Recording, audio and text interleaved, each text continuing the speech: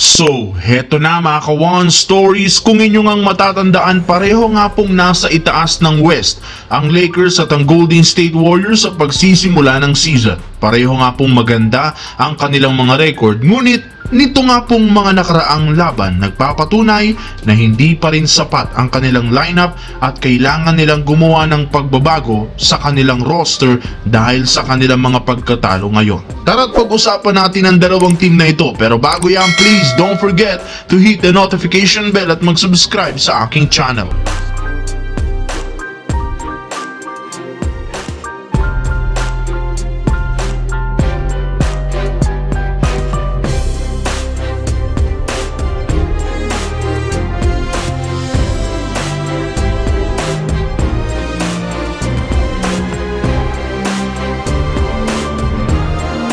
Sa patuloy nga po na pagkatalo ng Los Angeles Lakers sa regular season, mukhang trade na lamang ang nag-iisang paraan para maisalba ang kanilang kampanya.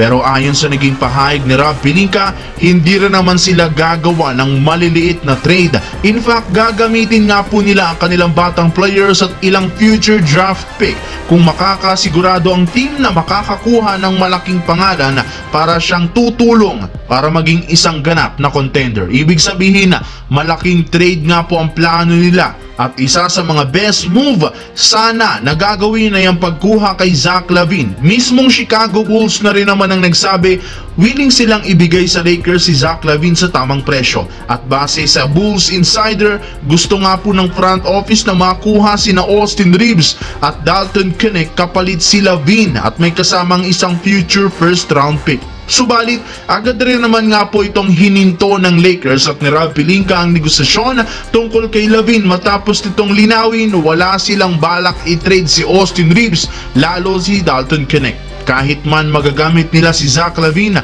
bilang third superstar ni LeBron at Davis, hindi rin naman ito kukunin dahil mas malaki pa rin naman ang kanilang tiwala sa kanilang mga batang player. Sa kabilang banda naman, napatunayan na nga po ng Golden State Warriors na kahit kumpleto ang lineup, hirap pa rin silang makasabay sa mga legit na contender kagaya at kasunod ng pagkatalo sa Minnesota. Maliban dyan, marami rin naman nga po ang nakapansin na sa tuwing naglalaro si Stephen Curry na iitsapuera dito si Jonathan Kuminga.